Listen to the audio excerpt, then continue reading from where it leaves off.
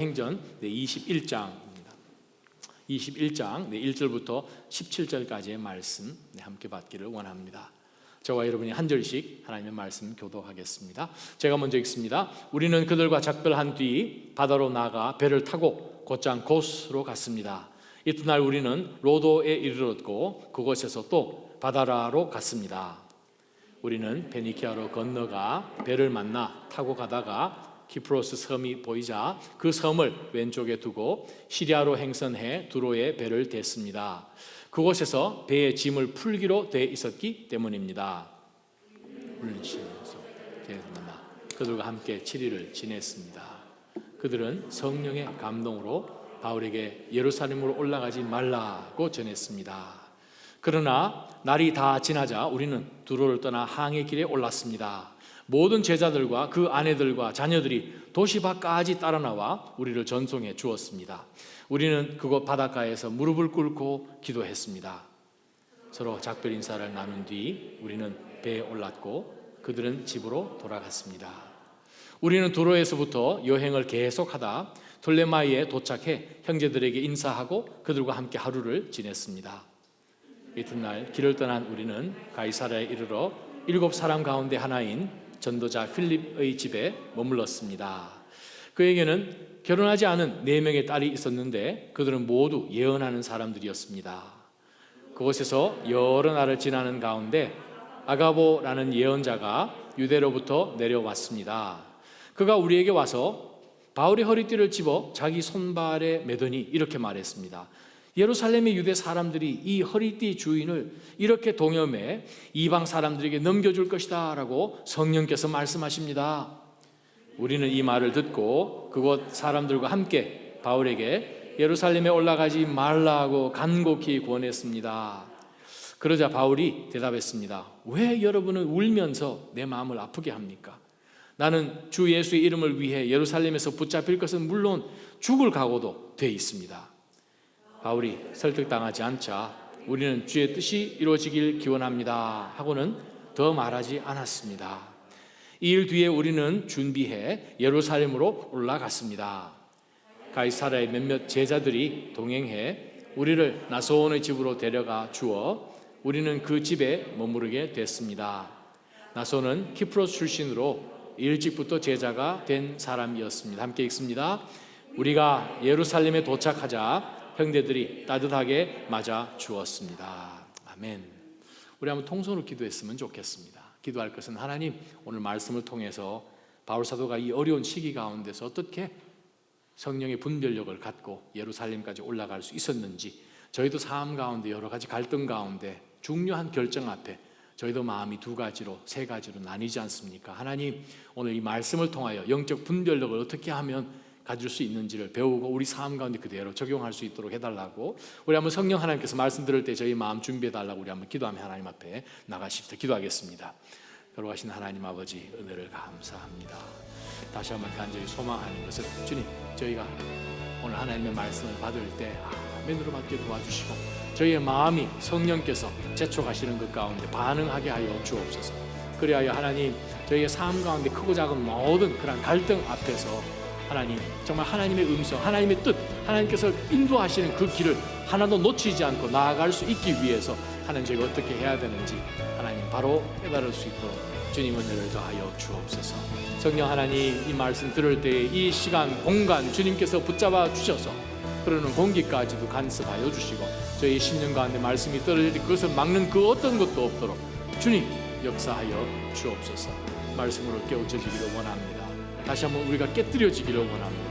다시 한번 온전히 주의 뜻을 분별할 수 있는 그런 은혜가 저희 모두에게 꼭 있게 하여 주옵소서.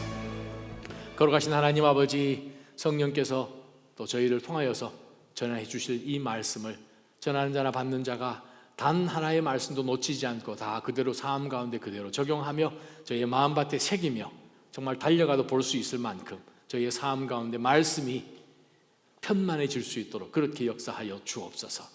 말씀이 선포될 때 하나님이여 이 말씀을 앗아가지 못하도록 사단의 그 어떤 방해도 하나님께서 막아주셔서 저희가 정말 말씀의 사람들로 다시 한번 거듭날 수 있는 시간 되게 하여 주옵소서. 예수님의 이름으로 간절히 기도합니다. 아멘. 네, 자리에 앉아주시기 바랍니다. 우리가 자녀들이 중고등학교를 다니고 아주 중요한 그런 학교 시기에 있을 때에 정말 미국에서 열심히 직장 생활을 하다가 때로는 헤드헌터들을 통해서 오퍼를 받을 때가 있습니다. 지금 내가 일하고 있는 이 회사보다도 훨씬 좋은 조건에서 훨씬 좋은 연봉에서 나를 불렀습니다. 어떻게 해요? 학교 옮기는 자녀들은 참 힘들겠죠. 새롭게 친구를 사귀어야 되고 또 중고등학교 가서는 또 친구 사귀기가 참 쉽지는 않은 그런 상황인데 주어진 상황이 좋으니까 옮겨야 되나 말아야 되나. 기준을 어디다가 우리가 그 기준을 두어서 그 결정을 내릴 것인가 갈등이지요. 결혼 정년기가 된 청년이 한 해가 지나고 두 해가 지나고 좋은 짝이 나타날 것이다 분명히 생각을 하고 있다가 나이도 이제 30도 지금 넘어가는 가운데서 하나님 뜻이 어디 있습니까? 가끔 우리가 신앙생활을 해보는 가운데서 느끼는 것은 구약시대 때 살았으면 어땠을까? 우리가 성경 읽어보면 구약시대에 정말 하나님께서 꿈으로나 혹은 이상으로나 혹은 어떤 예언자들을 통해서나 어떤 상징적인 그러한 것들이 우리 삶 가운데 일어나고 때로는 하나님이 직접 만나주시기도 하고 구체적으로 말씀하셔서 이렇게 하라 저렇게 하라. 하나님 저 결혼해야 되는데 어떻게 합니까? 어떤 한 배우자를 놓고 기도하는 청년에게 하나님 꿈에 나타나셨어요. 걱정하지 마라. 내일 월요일부터 그 자매 있는 집에 가서 그 집을 하루에 한 바퀴씩 돌아라. 7일째 되는 날은 7바퀴 돌아라. 그러면 지금까지 너를 번동만동했던 그 자매의 마음이 확 열려가지고 다음날 주일날 오게 되면 그 눈에 뿅뿅뿅뿅이 나올 것이다. 그럼 얼마나 좋겠습니까? 그러면 이제 아마 그 형제는 기분 그냥 너무 좋아서 달려나가서 그 자매 집을 하루에 한 바퀴씩 돌았겠죠. 아마 하루에 2바퀴씩 들었는지도 모르겠습니다. 참 그랬으면 어떻게 보면 우리가 생각할 때 하나님의 뜻을 분별하는 것이 생각보다 그렇게 어렵지는 않다라고 생각을 얼마든지 사실 할 수는 있습니다. 그런데 오늘 본문을 보게 되면 참 쉽지 않은 상황이 우리 앞에 주어지는 것을 보게 됩니다. 이미 바울 사도는 이제 3차 전도 여행을 거의 마치고 이제 예루살렘으로 돌아가는 그 마지막 몇 주 남은 그 여정 가운데서 이제 밀레토에 들려서 해변가에 바로 거기서 불과 한 30여 마일 떨어져 있는 바로 에베소에 있는 장로들을 불러서 이 해변가에서 마지막으로 다시는 못 보니까 정말 이 사랑하는 이 믿음의 이 리더들에게 하나님의 말씀으로 잘 그들을 다시 한번 인커리지 시켜주고 이제 배를 타야 되는 그러한 상황입니다. 자, 그러한 가운데서 이제 배를 타고 이제 예루살렘으로 가는 그 여정 가운데서 중간 여러 정착지들이 있었습니다. 왜냐하면 큰 배를 탔으니까 큰 배를 이제 하역을 하고 배를 또 옮겨 타고 하는 그러한 여정 가운데서 여러 지금 중간 정착지들을 지금 지나게 되는 상황 가운데서 참 쉽지 않은 그러한 상황이 바울 사도에게 벌어졌습니다. 그것은 만나는 사람들마다 바울 사도 보고 예루살렘 가지 말라는 거예요. 그것도 전혀 교회 안 나오다가 오래간만에 나온 성도가 얘기하는 것이 아니라 성령으로 충만하고 하나님께서 그들과 늘 함께 동행해 주시는 정말 신실한 그리스도인 친구들이 이거 어떻게 해야 돼요? 바울도 기도하는 사람이요 바울도 성령 충만한 사람이요 주변에 있는 사람도 동일하게 바울 사도에게 성령 충만함으로 우리말 성경에는 그렇게 표현되어 있습니다만 성령을 통하여서 그렇게 원어로 되어 있지요. 가끔 우리가 신앙생활을 해보면 우스갯소리로 그런 이야기 합니다. 하나님의 뜻을 내가 분별하기는 해야 되겠는데 이거 어떻게 해야 되나 하는 가운데서 좀 쉬운 방법을 하나 선택을 한 것이 이제 성경책을 갖고 창문 옆으로 가잖아요. 바람 좀 부는 날. 그래서 이렇게 해가지고 하면 손을 탁 갖다 대서 거기 이제 손가락 대이는 그 장소에 이제 성경 구절을 막 읽어서 한다는 그런 우스갯소리도 들리잖아요.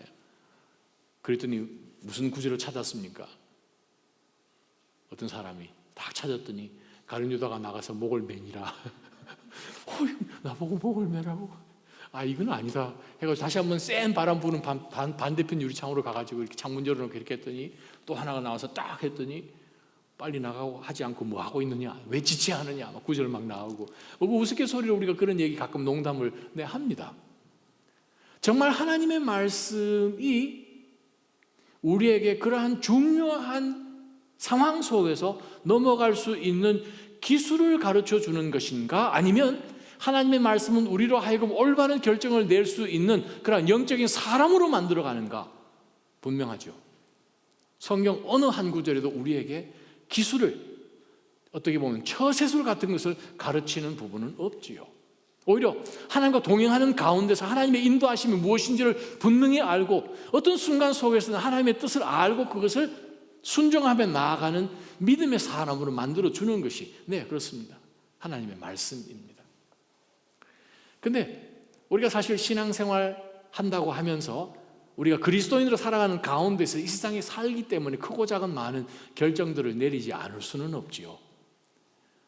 근데 그러한 결정을 내릴 때마다 사실 우리가 성경에 등장하는 많은 위인들 마찬가지로 어떤 중요한 시점에 도착했을 때에 그가 정상적으로 하나님 보실 때 믿음의 사람으로 하나님과 동행하는 그러한 영적인 사람으로 그 상황 가운데서 하나님이 요구하시는, 찾으시는 심령으로 하나님 앞에 나아가는 사람도 있었지만, 아직까지 사람이 덜 된 상황 속에서 그가 그냥 속에 있는 자연인의 모습으로 하나님 앞에 반응하는 그런 것도 우리가 자주 보죠. 예를 한번 들어보십시다. 요즘 우리가 묵상하고 있는 출애굽기에 등장하는 주인공 모세. 하나님의 모세에게 제일 처음 나타나셨습니다. 출애굽기 3장에 정말 떨기나무 가운데서 하나님께서 나타나셨습니다. 그리고 말씀하시기를 나는 너를 보내겠다. 저기 이제 이스라엘 백성들 지금 노예 살해하고 있는 이집트로 보내겠다. 그래서 내 백성들을 거기서부터 이끌어내라 했을 때 모세가 처음으로 어떤 대답을 한지 기억하시죠? 하나님, 제가 누굽니까? 제가 누구라고 저한테 그 일을 시키십니까? 말도 안 되는 이야기 하지 마십시오. 그 근거는 어디에 있습니까? 모세가 자기 생각할 때, 아니 하나님, 제가 하나님 좀 처음 뵙는데 지금 1대1로 여호와라고 지금 처음 소개해 주시는데 제 40년 전에 무슨 일이 일어났는지 혹시 아십니까? 저요, 화장실 가도 이집트 쪽으로 안 갑니다. 뭐 그런 얘기 할 만큼 다시는 가고 싶지 않은 곳이거든요. 자기 목숨을 지금도 구하려고 찾으려고 하는 그러한 적들이 있는지도 모르겠고, 그곳에서 당했던 정말 다시는 이제 이집트 보고도 싶지 않아서 제가 이 미디안에 숨어 산 지가 지금 40년인데 다시 그곳에 가라고요? 그 사람들 앞에서 무슨 창피를 당하려고? 기준은 모세의 정확한 판단이요, 모세 개인의 생각이요, 모세의 경험이요, 모세의 이성이지요. 근데 하나님은 말씀하십니다. 나는 너를 쓰고 싶다. 너가 거기 가라. 내 백성을 거기서 보내라 하실 때 모세는 못하겠습니다. 또 다른 예를 들어봅시다. 느헤미야가 등장하죠. 하나님께서 느헤미야를 통해서 이 포로기가 끝나고 난 다음에 느헤미야를 통해서 하나님께서 성전 벽을 지금 이제 건축하게 되는 상황 속에서 느헤미야는 분명히 하나님께서 주신 그 메시지와 그 마음의 감동과 기도하는 시간을 통하여서 그것을 컨펌했고, 정말 어려운 상황 속에서 하나님께서 내 마음 가운데 프롬프트 해주셔서 그 괴팍스럽기로 아주 유명한 세계사에도 등장하는 바로 그 아르타적시스 그 왕 앞에서 정말 목숨 걸어놓고 이야기를 해서 정말 하나님이 그 마음에 왕의 마음을 움직여 주셔서 허락을 해 주셨단 말이죠. 국고까지 열어서. 그래서 지금 거기까지 내려가서 이 일을 지금 진행해 주고 있는 가운데 느헤미야 6장에 보게 되면 그 주변에 그 주변 그 두목들이, 두령들이 나타나서 이야기합니다. 느헤미야, 너 지금 무슨 짓 하냐? 너 지금 하는 이 일이 얼마나 위험한지를 아느냐? 너 이거 반역이야, 반역. 내가 너 같으면 성소로 도망가서 내 목숨 살려주시오 하고 나는 피했을 것이다.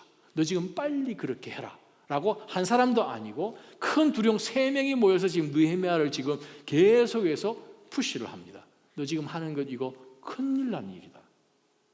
어떻게 해요? 들어보니까 오해 충분히 살 것 같거든요. 한국적으로 사극을 보게 되면 얼마나 중간에 그러한 사건들이 많이 변수로 작용을 합니까? 느헤미야가 가만히 생각해 보니까 진짜 내가 허락을 받긴 받았는데 지금 돌아가는 상황과 이곳에 있는 사람들이 혹시 상소문을 올리든지 혹은 일을 지금 어지럽게 하게 되면 정말 내가 위험한 상황 가운데 처해질 수도 있겠구나, 반역이라고 역모라고 여겨질 수도 있겠구나, 그러면 진짜 내가 성소에 들어가서 내 목숨 살겠다고 그곳에 단을 붙잡아야 되겠구나 라고 생각할 수 있죠. 왜? 주변에 뭔가 어떻게 돌아가는지를 잘 아는 사람들이 지금 나한테 조언을 해주니까요. 또 다른 예를 한번 보십시다. 요나는 어떻습니까? 하나님께서 요나에게 말씀하십니다. 저기 니느웨로 가서 정말 오른쪽 왼쪽을 모르는 저 사람들 내가 심판하려고 하는데 내가 빨리 가서 그 사람들로 하여금 회개하도록 말씀을 전해라. 하나님이 심판하신다 그러는데 심판하기 전에 빨리 안 돌이키면 나라 전체가 날아갈 것이다. 그런데 그 상황 속에서 가만히 생각을 해봅니다. 요나가. 아니 하나님, 이건 지금까지 하나님이 보여주신 방법하고 지금 하나님이 하시려고 하는 거하고 지금 짝이 안 맞는데요. 아니 하나님이 언제부터 이방 사람들의 신이 되셨습니까? 또 우리 유대인들이 이방 사람들은 당연히 하나님 앞에 예배하지 않고 우상을 섬기니까 당연히 날아가야 정상이고 그것이 하나님의 공이고 우리가 그곳에 가서 그 많은 사람들 하나님이 원하시는 그 시간 전까지 언제 전도해서 언제 그 사람들이 회개하고 돌이킨다는 말씀입니까? 우리가 전통적으로 상식적으로 우리의 풍습적으로 이건 악우가 전혀 맞지 않습니다 하는 가운데서 No 할 수 있죠. 그래서 요나도 No 했고 자기가 생각할 때 자기가 알고 있는 하나님, 자기가 깨달은 하나님의 말씀하고 비교해 볼 때 전혀 악우가 안 맞다라고 생각을 해서 그는 주변에 있는 모든 유대인들이 나와 동의할 것 같은 똑같은 생각을 가지고 그는 그 길을 피했죠. 그러나 하나님께서는 그를 되돌아오게 하셔서 정말 니느웨로 보내셨습니다. 자, 이것을 볼 때 우리는 정말 조언을 구할 때 주변에서 우리에게 조언을 준다고 이야기했을 때 이거 어떨 때는 이렇게 해야 되고 어떨 때는 저렇게 해야 되는가 그 기준이 어디에 있는지를 정확하게 알지 못하면 우리는 매 순간순간 내리는 결정이 하나님하고 사실 거리가 상당히 있을 것입니다. 오늘 바울 사도가 만나는 사건이 바로 그 사건입니다. AD 57년 봄에 해로가 열리고 난 다음에 이제 배를 타고 베니케라고 하는 아주 큰 상선을 타고 내려갑니다. 자, 우리 1절부터 한번 보십시다. 우리는 그들과 작별한 뒤 지금 이제 밀레토 그 해변가에서 에베소 장로들을 만나고 모여서 마지막으로 그들에게 말씀을 전하고 또 위로하고 격려하고 그들 한번 또 경고하고 어떤 일들이 벌어질 것인지 그러고 난 다음에 한참 눈물로 기도하고 끌어안고 이제 정말 작별을 했습니다. 1절 우리는 그들과 작별한 뒤에 바다로 갔습니다. 배를 타고 곧장 지도를 한번 보십시다. 어디를 지금 거쳐서 그들이 지금 유대로 내려가는지 한번 보시면 자, 위쪽에 있는 하늘색으로 되어 있는 밀레토스라는 바로 저 장소가 지금 이제 해변가죠. 자, 저기서 이제 큰 배를 타고 이제 갑니다. 코스를 지나게 됩니다. 코스라는 그 섬에 있는 항구를 지나서 그 다음에 로드스라고 되어 있죠. 로도라는 그 섬을 지납니다. 그리고 이제 바다라 우리 번역을 했으니까 바다로 나갔다. 바다라 바로 저기에서 큰 배가 이제 내려서서 이제 페니키아로 다른 방향으로 가는 배와 이제 바뀌게 되죠. 자, 그러고 난 다음에 옮겨져서 사이프러스 구브로를 왼편에 보면서 배가 계속 항해해서 마침내 시리아 쪽인 두로라는 그 지역으로 이제 큰 배가 도착하는 지금 상황입니다. 자, 2절 보시면 우리는 페니키아로 건너가는 배를 만나서 타고 가다가 사이프러스, 키프로스 섬이 보이자 그 섬을 왼편에 두고 아래쪽으로 내려가서 시리아로 행선해서 두로에 배를 댔습니다. 그곳에서 배에 화물을 고몬이라는 표현인데 그것은 짐이라는 뜻이 아니고 화물이라는 뜻입니다. 그래서 큰 배이기 때문에 그곳에서 화물을 내리는 그러한 시간이 필요하기 때문에 화물을 하역하기로 되어 있기 때문입니다. 4절입니다. 우리는 이 두로에 있던 바로 이 제자들 그리스도인들을 만나서 그들과 함께 7일을 지냈습니다. 아마 지금 급하게 지금 돌아가야 되는 상황이기 때문에 불과 지금 2주 반 정도 지금 채 안 남은 상황이거든요. 그 상황 속에서 바울이 지금 이 6월절 전에 빨리 지금 거기 돌아갈 그런 생각을 해서 전 세계에서 오는 디아스포라 유대인들이 바로 이 절기를 무교절을 지키고 하는 그 상황 속에서 또 오순절을 지키고 하는 그러한 절기가 중요하기 때문에 모여있는 자들에게 정말 이 예수 그리스도의 복음을 잘 전할 수 있는 그러한 지금 시간을 맞춰서 지금 출발을 하고 있는 상황인데, 거기에 주어진 시간이 지금 불과 없지요. 오순절 전까지는 도착을 해야 되니까. 자, 그러한 상황 속에서 7일을 머무를 수밖에 없는 것은 배가 출발을 안 하는 거예요. 거기에 큰 지금 짐들을 지금 다 내리고 또 새로운 짐들을 지금 거기다가 넣어서 이제 그 큰 배는 이제 저기 남쪽으로 지금 이집트나 이쪽으로 지금 내려가게 되어 있는 곡물 배이지요. 자, 그러한 가운데서 7일을 지납니다. 자, 두로의 제자들과 함께 보내는데 4절에 보면 그들은 성령의 감동으로 바울에게 예루살렘으로 올라가지 마십시오라고 전했습니다. 이거 어떻게 해요 이제? 정말 수년 동안 3차 전도 여행을 지나고 이제 마지막 특별히 이 아에게 지방, 또 아가야 지방 그 위쪽에 있는 그 지방에서 모든 성도님들이 이 가난, 이 특히 흉년이 져서 예루살렘 교회에 정말 먹을 것이 없고 아주 힘들어하는 정말 모 교회의 성도들을 기억하여서 구제 헌금까지 정말 그들이 십시일반으로 지금 들여서 각 교회를 대표하는 리더들과 함께 지금 행선을 같이 가고 있는데 두로에 도착했더니 잘했습니다. 지난 수년 동안 선교 정말 잘하셨습니다. 그렇죠. 예루살렘 올라가셔야 되죠. 그렇게 해줬으면 참 좋겠는데 그곳에 있는 모든 믿음의 형제 자매들이 한 마음으로 더구나 성령의 감동으로 바울에게 예루살렘으로 올라가지 마십시오라고, 그 다음에 우리말 성경에는 번역을 할 수가 없어서 번역을 못했습니다만 계속해서라는 그 헬라 표현이 들어가야 됩니다. 왜냐하면 지금 imperfect, 그죠? 완성이 덜 된 미완료 시제거든요. 그 말은 계속해서 바울이 안 갈게라고 이야기하기 전까지는 지금 계속 얘기를 했다 그 말입니다. 7일 동안 아침, 점심, 저녁 같이 식사할 때마다 꼭 올라가셔야 됩니까? 꼭 올라가셔야 됩니까? 오늘은 이 셀에서 맡아가지고 바울을 지금 마음을 지금 설득하는 잡을 잡았겠죠. 그 다음 그룹에는 저쪽 그룹이 했겠죠. 바울에게 정말 가지 못하도록 아주 요청을 했습니다. 어떻게 해요? 가요 말아요. 한 사람도 아니고 바울은 한 사람인데 그곳에 모여있는 모든 성도들이 그냥 갓 예수 그리스도를 믿은 사람들도 아니고 두로에서 신앙생활을 했으니 핍박 가운데서 그들이 정말 공동체가 크지도 않은 그러한 아마 하우스 처치 같은 그러한 게더링 가운데서 바울에게 정말 간곡하게 요청하는 거예요. 바울 사도 거기 가지 말아야 됩니다. 가면 어떻게 되는 줄 아십니까? 아니 그럼 이 교회들은 어떻게 합니까?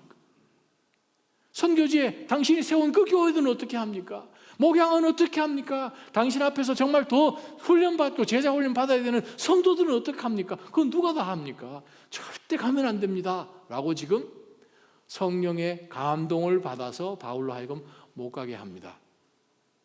그런데 우리는 알죠, 바울이 갔다는 사실을. 그러면 바울 사도가 성령께서 가지 말라고 하셨는데 성령의 뜻을 어기고 그는 올라간 것입니까? 어떻게 생각하세요? 자, 그 다음에 두 번째 말씀 내려가 보십시다. 자, 그 다음에 보게 되면 7절부터 진행됩니다. 자, 5절에 이제 날이 다 지났습니다. 7일이라는 그 기간이 다 지나서 이제 두로를 떠나서 이제 항해길이 계속 진행됩니다. 자, 모든 제자들과 아내들과 자녀들이 도시 밖까지 지금 이제 해안까지 나와서 우리를 전송해 주고 우리는 바닷가에서 무릎 꿇고 기도했습니다. 작별 인사했습니다. 우리는 배에 타고 그들은 집에 돌아갔어요. 자, 두로에서부터 이제 여행을 계속해서 그 바로 밑에 있는 항구 도시인 둘레미아에 도착을 하게 됩니다. 형제들에게 인사했습니다. 그들과 함께 하루를 지났습니다. 자, 이튿날 이제 길을 떠나게 됩니다. 그래서 가이사라에 이제 마침내 종착지인 바로 가이사라에 도착을 했습니다. 자, 그곳에서 이제 긴 여행이었으니까 좀 준비를 해서 이제 예루살렘으로 내려가게 되는데 이제 가이사라에서 누구 집에 머물렀는가 하면 전도자 필립의 집에 머물렀습니다. 필립은 누군지 아시죠? 우리 초대교회 예루살렘 교회에서 처음으로 세워진 7명의 정말 아주 멋들어진 교회의 집사라고 표현할 수 있는 그런 교회 리더들 중에 한 명이었고, 그가 이디표 네시오에게도 정말 복음을 전했던 이 사마리아 지역을 정말 하나님 앞에 올려드렸던 정말 귀한 믿음의 스데반하고 아주 단짝이었던 그런 귀한 리더였죠. 그 사람 집에 머물게 됩니다. 자, 그랬는데 9절입니다. 그에게는 결혼을 하지 않은 4명의 딸이 있었는데 그들 모두 예언하는 사람이었습니다. 아마 바울 사도에게 눈짓이 아마 예루살렘에 가는 것이 좋겠습니까? 라고 아마 얘기를 했는지도 모르겠어요. 근데 아가보라는 예언자가 등장합니다. 물론 바울을 처음 만난 사람은 아니죠. 이미 아가보는 바로 이 안디옥에서 바울 사도가 열심히 사역할 때에 예루살렘에서 아가보가 한번 와서 이 교회에서 정말 지금 예루살렘에 아주 큰일이 있습니다 라고 이야기를 하고 기도하고, 그것 때문에 안디옥 교회가 최초로 이 예루살렘 교회에 구제 헌금을 보낼 수 있게끔 해 주었던, 정말 선교라는 것에 눈을 뜨게끔 해 주었던 이 아가보 예언자가 예루살렘에서 올라와서 바로 이 빌립 집에 머물게 된 거예요. 근데 이분은 예언자입니다. 예언의 은사 받은 정도가 아니라, 우리 헬라어 보게 되면 헬라어 다른 단어입니다. 예언자예요. 그 당시 하나님께서 이 아가보를 통해서 아주 많은 놀라운 일들을 하셨는데, 바로 이 사람이, 자 보면 바울 허리띠 좀 빌려달라 그러는 거예요. 왜 바울 사도 허리띠를 이렇게 빌려줬어요? 아유, 그랬더니 털수덕 안더니 자기 손하고 발하고 그것을 끈을 묶어가지고 이 허리띠 주인이 이렇게 된답니다. 또 이방 사람들에게 넘겨진다고 성령께서 내게 말씀하시네요. 이쯤 하면 어떻게 돼야 됩니까? 우리가 사실 신앙생활 한다고 오늘날 우리가 하면서도 때로는 어떤 중요한 일 있을 때에 누가 좀 하나님하고 친한 분 안 계시나, 소위 기도의 은사 뭐 그런 게 있는지도 모르겠지만 기도 좀 하시는 분 안 계실까? 예언 기도 하시는 분 안 되실까? 그래서 그런 분들 막 찾아다니고 나중에 사기당하는 그런 경우도 많고 막 그러잖아요.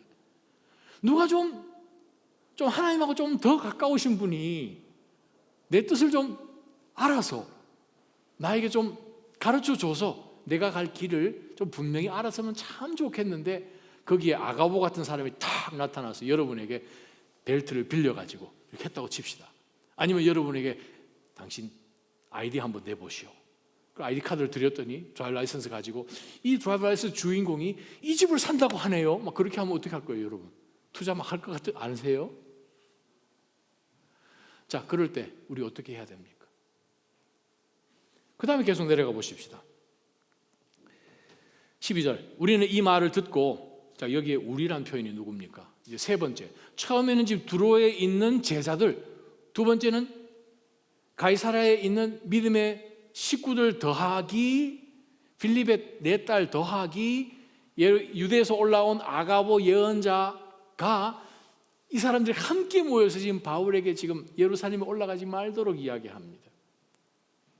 그러고 난 다음에 보니까 12절에 누구까지 동참을 하게 되는 거 하니, 누가, 12절에 보면 우리는 이 말을 듣고, 지금 누가와 함께 바울 사도와 늘 동행했던 선교 팀원들이 다 모여서 그곳 사람들과 함께 힘을 합쳐서 바울에게 예루살렘 올라가지 마십시오라고 계속해서 권했습니다. 여기에도 미완료 시제가 쓰였습니다.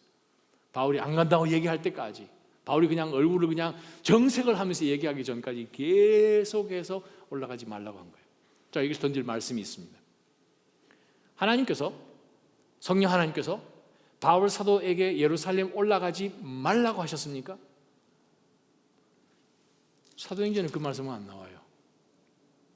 그러나 성령 하나님께서 바울 사도에게 너가 예루살렘에 올라가면 이러이러한 고난이 기다리고 있다라는 것은 말씀해 주셨습니다. 특별히 우리가 20장 보게 되면 정말 그리스 모든 사람들도 혹은 주변에 있는 모든 믿음의 동역자들도 바울 사도로 하여금 정말 예루살렘 정말 꼭 가야 됩니까? 아니, 이 구제 헌금 옮길 것 같으면 이거 우리가 할 수 있습니다 라고 아마 했을 것입니다. 바울 사도는 계속해서 다른 사역 하십시오, 우리가 이 일 할게요 했는지도 모르겠어요. 성경에 나와 있지 않지만. 그러나 우리가 20장 보게 되면 22절, 23절, 24절 여러분 혹시 성경책 가지고 계시면 한번 보세요. 모든 사람이 바울로 하여금 가지 못하게 했습니다. 그때 바울 사도가 어떻게 대답합니까? 에베소 장로들에게 해변가에서 나는 성령의 강권하심 가운데 예루살렘에 가려고 합니다. 강권, 즉 성령에 사로잡혀서 갑니다. 그곳에 가서 내게 무슨 일이 당할지 저도 모릅니다. 그런데 오직 내가 아는 것은 어느 도시 가든지 간에 감옥과 고난이 나를 기다리고 있을 것이라고 성령께서도 나한테 말씀해 주셨습니다. 그거 나 모르는 바 아닙니다. 어디를 가든 예루살렘 가도 놀라운 그러한 이 핍박이 나를 기다리고 있다는 건 나 압니다. 24절이요. 그러나 나는 내가 달려갈 길과 주 예수께서 내게 주신 사명, 곧 하나님의 은혜의 복음을 증거하는 사명을 다 완성하기 위해서는 내 생명을 조금 더 귀한 것으로 여기지 않습니다 라고 이미 고백을 한 차례 한 것을 우리는 바로 전장에서 봅니다. 자, 여기서 우리가 깨달을 것이 있습니다. 무엇입니까? 때로는 우리가 신앙생활을 해보는 가운데서 내가 하나님께서 나를 향한 계획을 알고 있는 것보다 주변의 어떤 분들이 하나님께서 당신에 대해서 이런 마음을 주십니다. 혹은 하나님이 당신에 대해서 이런 경고를 하십니다. 혹은 하나님께서 당신을 향한 계획을 제가 더 많이 알고 있습니다 라고 여러분에게 쉐어할 때 성경적으로 보면 조심할 필요가 있습니다.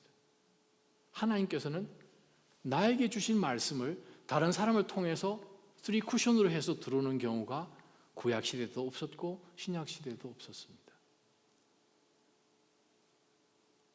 하나님께서, 성령 하나님께서 바울 사도에게도 경고를 하셨습니다. 그러나 성령 하나님은 단 한 번도 바울 사도에게 예루살렘으로 가지 마라라고 하신 적은 없습니다. 그런데 바울을 너무 사랑하는 주변에 있는 지체들은 바로 이것을 어떻게 해석을 하는가 하니 바울 사도 올라가지 마십시오라고 해석을 합니다.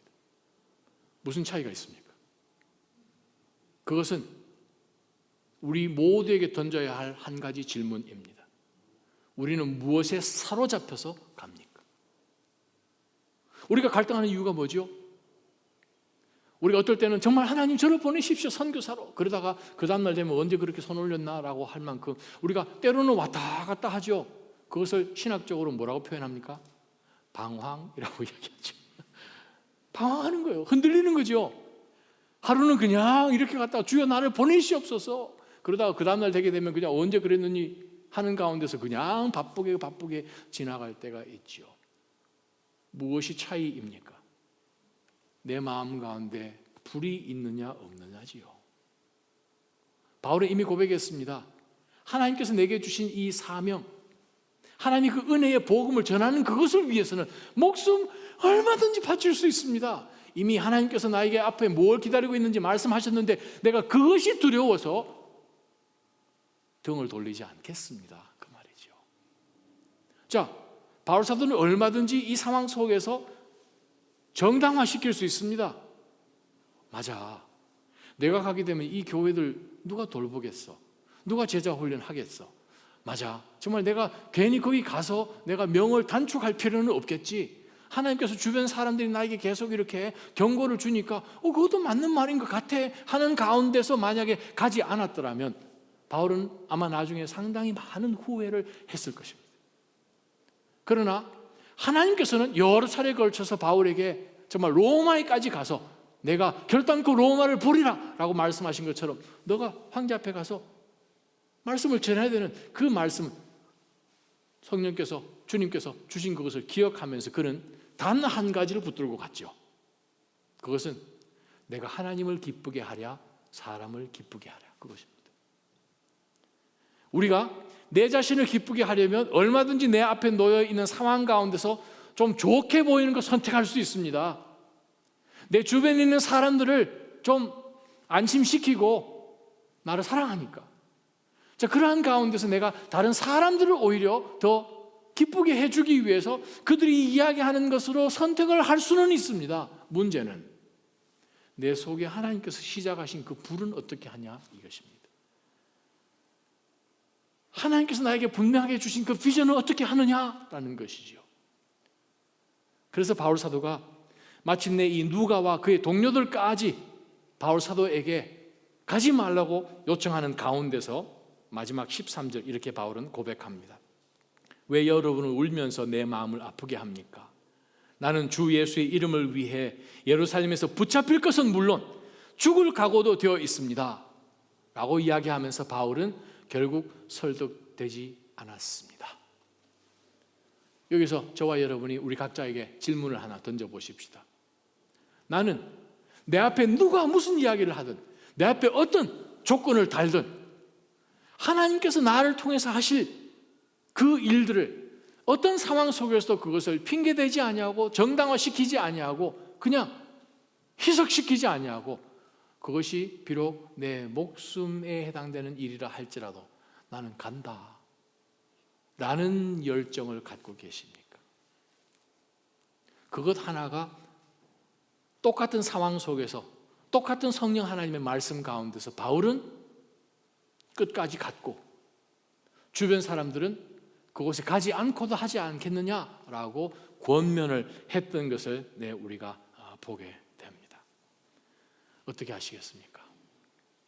바울은 어디에 초점을 두었습니까? 하나님의 뜻이죠. 하나님의 교회죠. 나는 그 모든 것이 어떻게 되더라도 나는 하나님께서 작정하신 그 일을 이루기 위해서 나는 내 삶을 드리리라. 죽는 한이 있더라도 나는 드리리라. 죽기로 결심한 것이죠. 자, 우리가 보통 쉬운 얘기 하지 않습니까? 죽는 것 포기한 사람, 즉 목숨을 내놓은 사람은 눈에 보이는 것 없는 거잖아요. 무서운 게 없는 거죠. 내 목숨 하나님이 갖고 계시다. 내가 어떻게 죽는 그건 하나님께 달려있다. 그것은 하나님 몫이고 내가 해야 되는 일은 나는 목숨이 있는 한까지 하리라 라는 그 결심이 있기 때문에 바울 사도는 예루살렘까지 갔고 마침내 로마까지 가게 된 것이지요. 그것의 차이입니다. 사랑하는 하나님 성도 여러분, 우리가 예수 그리스도를 안다, 예수 그리스도를 사랑한다 라고 하지만 그것이 얼마든지 머릿속에 남아있는 지식적인 신앙일 수 있다는 거예요. 맞아, 예수라는 사람이 2000년 전에 나를 위해서 십자가 달리셨다지, 그분이 내 죄를 용서해 주셨다지 하는 가운데서 있는 그것이 아니라 바울 사도가 분명히 붙든 것은 무엇입니까? 진짜 예수 그리스도요. 십자가 위에서 진짜 돌아가신 그 예수 그리스도요. 바로 그 부활의 능력을 붙들었기 때문에 그 부활의 능력이 그 속에 들어와서 보통 상식으로 생각할 때는 이거는 절대 가서는 안 되는 여행길이라고 모두가 한 목소리를 내는 가운데서도 그는 하나님 앞에 우뚝 설 수 있었다라는 것을 여러분 기억하시기를 원합니다. 여러분 신앙이 교회에 그냥 단순히 왔다 갔다 하는 것으로, 그것이 다인 것으로 여러분 살아가지 않기를 주님의 이름으로 간절히 고백합니다. 제가 그것을 어떻게 알 수 있나요? 우리 스스로에게 던져보면 제일 쉽죠. 나는 가끔 불안한가 안 불안한가? 그죠? 쉽잖아요. 와, 이거 어떻게 될 것 같은가? 왜 불안하십니까? 그 이유는 하나님을 좀 못 믿겠는 거거든요. 내가 얼마든지 해서 피할 수 있으면 피하는 게 지혜지라고 생각하면서 얼마든지 세상의 가치관과 처세술을 가지고 피해야 되는 그러한 강박감이 내 속에 있기 때문에 불안하지요. 불안하면 제일 먼저 뭐 합니까? 사람을 의지하잖아요. 하나님 의지하는 것보다 나를 의지하지요. 나 혼자 부족할 것 같으니까 여러 사람 자꾸 붙잡죠. 보십시오. 사람을 의지하는. 그렇죠. 사람 얘기들이 나오잖아요. 나부터가 그렇잖아요. 하나님 좀 못 믿겠는 거예요. 그러니까 최소한 이거는 플랜 B로 둬야 될 것 같은 그러한 불안감이 우리 속에 있다는 것이죠. 그러면 어떻게 나타납니까? 신앙생활을 하는데 신앙생활은 허울이고 사실 나에게 유익한 사람은 절대 안 놓치려고 어떻게든 그 사람하고 연결을 하고 또 유력한 그런 좀 권세 있는 사람하고 좀 줄을 다하려고 하고 전화번호 따려고 하고 괜히 그냥 식사 한번 하자고 얘기를 하고 그러는 거잖아요. 세상이. 중요한 것은 무엇입니까? 저와 여러분 지금 어떻게 살고 계십니까? 무엇이 우리 삶 가운데 정말 붙들고 나아갑니까? 자, 오늘 본문 가운데서 저와 여러분이 세 가지로 가 말어 하는 상황 속에서 오늘 본문 가운데서 우리가 정말 중요한 시점 가운데 어떻게 우리가 조언을 얻고 조언을 해야 되는지를 영적 원리를 세 가지를 찾아보려고 합니다. 첫 번째, 우리가 영적 분별력을 오늘 바울 사도의 전체 내용을 통해서 볼 때에 어떻게 할 것인가? 첫 번째요, 우리가 하나님의 뜻을 구하는 가운데에서 분별력을 찾을 때에 우리가 지혜가 있어야 됩니다. 지혜가 있다는 것은 무엇인가? 우리가 신앙생활 해 나간다고 이야기하지만 하나님의 뜻을 구하면서 사는 사람과 세상에서 자신의 뜻을 구하며 사는 사람들과 구별을 하면서 우리가 지혜를 구해야 됩니다. 영적 분별력을 구해야 됩니다. 즉 우리는 하나님 앞에 redeemed, 구속된 하나님의 백성으로 살아가기 때문에 우리가 사람들에게 얻을 때에 내가 하나님을 기쁘시게 해드릴 수 있는 조언을 세상 사람에게는 얻지 못합니다. 리더십과 또 영적 분별력이라는 그러한 책으로 유명한 닥터 G. 하워드라는 그분 쓰신 책에 보면 재미난 표현으로 이렇게 표현을 한 구절이 있습니다. 여러분이 테니스를 치는 선수가 테니스가 게임이 좀 안 될 때에 누구에게 조언을 얻습니까? 여러분 뒤에서 여러분을 훈련시켰던 코치에게 조언을 얻습니까? 아니면 여러분이 워터바틀을 던져주는 워터바틀 보이에게 조언을 얻습니까? 너무나 재밌는 말 아니에요? 우리가 하나님을 기쁘시게 하기 위해서 하나님께서 우리로 하여금 믿음의 이 경기 가운데서 달려나갈 때 이 경기가 돌아가는 판세는 뒤에 계시는 하나님이 제일 잘 아시거든요. 그 하나님과 연결되어 있는, 정말 어떻게 보면 같이 영적 전투 가운데 있는 우리 편, 아군들에게 우리가 영적 분별력을 구해야지 나랑 잘 안다고 세상 친구들하고요, 아니면 어떤 경험이 좀 있다고 하는 그러한 사람들에게 만약에 우리가 조언을 구했다면 그것은 우리가 영적 분별력을 잃게 되지요. 두 번째요, 혹 저와 여러분이 어떤 사랑하는 믿음의 지체가 정말 오늘 이러한 상황 가운데서 어떡해요? 제가 해요 말아요? 하는 가운데서 여러분에게 지혜를 구할 때는 어떻게 여러분이 그분들한테 영적 분별력을 조언해 주실 수 있겠습니까? 그게 두 번째요. 어떻게 해야 되는가? 아주 조심스럽게 지혜를 전해드려야 됩니다. 그게 뭔가 하면 얼마든지 저와 여러분은 개인이 가지고 있는 경험 있을 수 있습니다. 상식이 있을 수 있죠. 얼마든지 논리로 계산할 수 있습니다. 그래서 내가 생각할 때 이것이 좋습니다라고 이야기해 주기 전에 저와 여러분 모두가 반드시 거쳐야 되는 한 프로세스가 있습니다. 그것이 무엇인가? 내가 이 사람에게 전해주고자 하는 이 영적 분별력이 반드시 하나님의 말씀으로 한번 여과를 해야 됩니다. 하나님의 말씀이 내가 지금 생각하고 있는 이것에 대해서 프루브하고 계시나, 아니면 내가 지금 이 사람에게 전해주려고 하는 이 어드바이스, 조언이 완전히 내 생각인가? 완전히 사람 생각이라면 그건 그냥 사람 생각이죠. 좋거나 나쁘거나 그런 것도 없이 그냥 어디나 구할 수 있는 그냥 이 말씀, 한마디 말, 반드시 하나님의 말씀으로 그것이 한번 걸러져서 그것이 하나님의 말씀으로 컨펌이 된 그것을 우리가 우리에게 와서 조언 구하는 믿음의 지체들에게 나눠줘야 된다는 거예요. 저와 여러분 기도하는 사람 아니겠습니까? 기도하지요. 그러나 정말 기도합니까? 정말 그 영혼을 안타깝게 생각하는 가운데서 기도하고 하나님께 내 마음과 감동 주시고 말씀으로 그것이 증명이 되고 할 때 그 말씀을 전해주는 것이에요. 제가 여러분에게 사실 고백할 게 하나 있습니다. 제가 사고를 칠 뻔했습니다. 무슨 사고인가 하면 지난주 초에 어떤 한 분이 보스턴에 좋은 장소가 하나 났다 그래가지고, 그래서 제가 내려가 봤어요. 우와, 장소가 좋습니다. 5,000 square feet. 그런 장소, 제가 보스턴에 11년쯤 살지만 와, 이런 장소는 없는 거예요. 지하 1층, 2층, 한 층이 5,000 square. 오, 이건 혹 해야 되는 정상 아니에요, 그죠? 어떻게 해요? 이제 기도해야 됩니까? 말해야 됩니까? 며칠 동안 기도하고 하나님, 진짜 우리 교회가 이사 가야 됩니까? 말해야 됩니까? 와, 이렇게 기가 막힌 장소가 나올 수가 없는데, 그것도 큰 도로변에 우와 하는 가운데서 제가 기가 막 얇아지기 시작했습니다. 그런데 감사한 건 아마 여러 성도님들 가운데 계속해서 저를 위해서 중보하시는 분들이 계셨겠죠. 어느 한순간에 제가 정신이 번쩍 들었어요. 자, 일이 진행되고 그 오너도 직접 만나고 하는 가운데서 계속 진행되는 가운데서 볼 때에 이것이 하나님의 말씀으로 이게 한번 여과가 돼야 되는구나, 여과가 돼야 되는구나 하는 그러한 생각을 하면서 어느 순간에 쳐다보니까 중간중간에 인간적인 이런 부분이 들어가 있더라고요.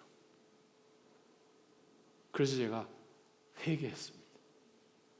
그래서 제가 여러분에게 고백합니다. 목사도요 이렇게 호가더라고요. 그날 갔다 와서 제가 아내에게 막 이야기를 하고 내가 정말 오늘 정말 이 로마를 봤다 막 이렇게 얘기하니까 아내가 쿨다운, 딱 한마디로 딱 쳐서 쿨다운.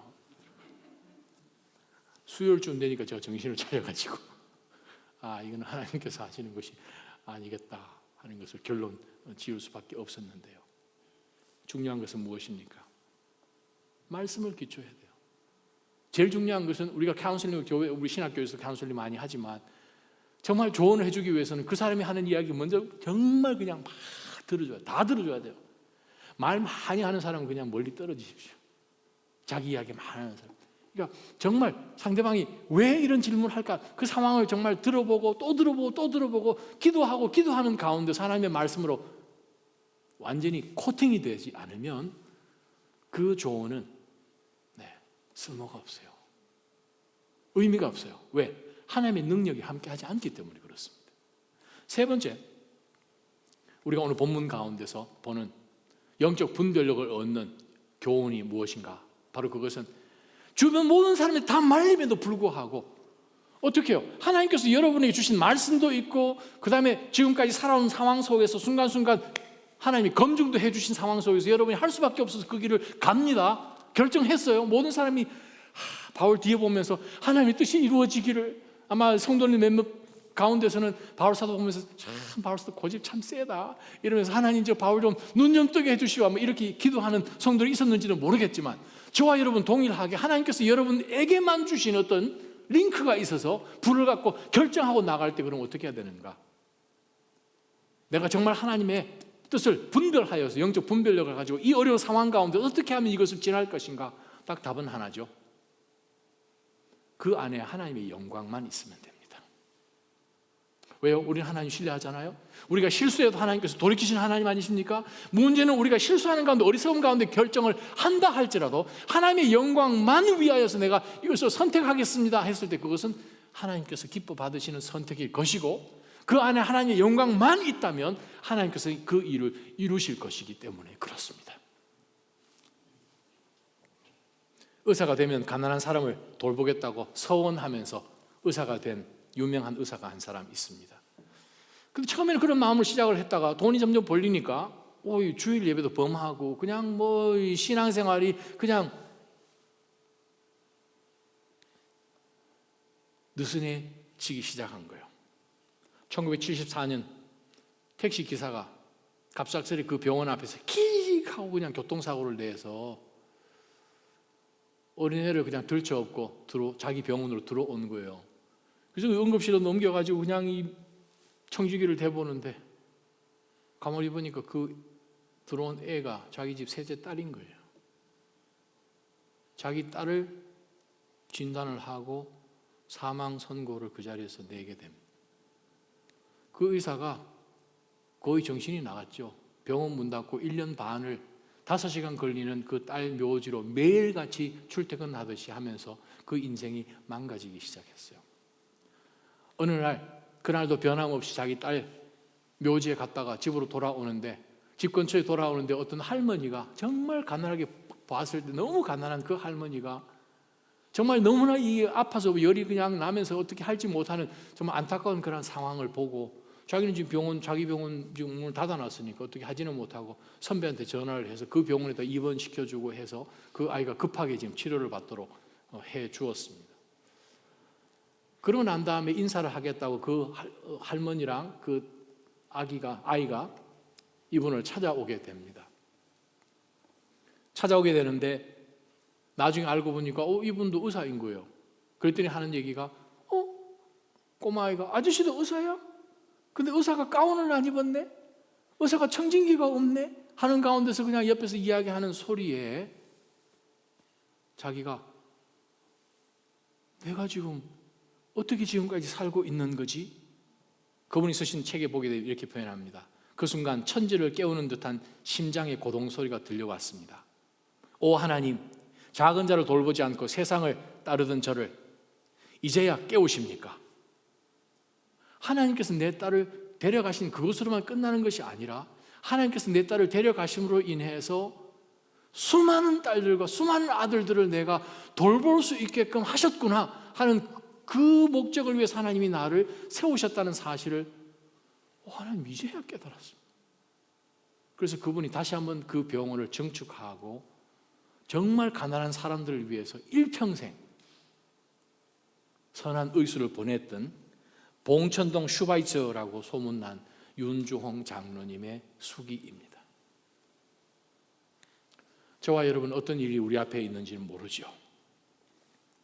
분명한 것은 어떤 결정 가운데 있더라도 하나님은 선하신 방향으로 인도하기를 원하시고 하나님 우리 삶 가운데 더 개입하셔서 우리가 보지 못하는 그걸 다 아시는 하나님께서 그 방향으로 이끌어 가기를 원하십니다. 우리가 가져야 되는 한 가지는 하나님을 향한 열정 하나만 있으면 됩니다. 하나님의 영광만을 올리겠다라는 그 기쁨만 있으면 우리는 어떤 상황 속에서도 주의 뜻을 분별할 수 있게끔 하나님께서 성령으로 우리를 도우실 것입니다.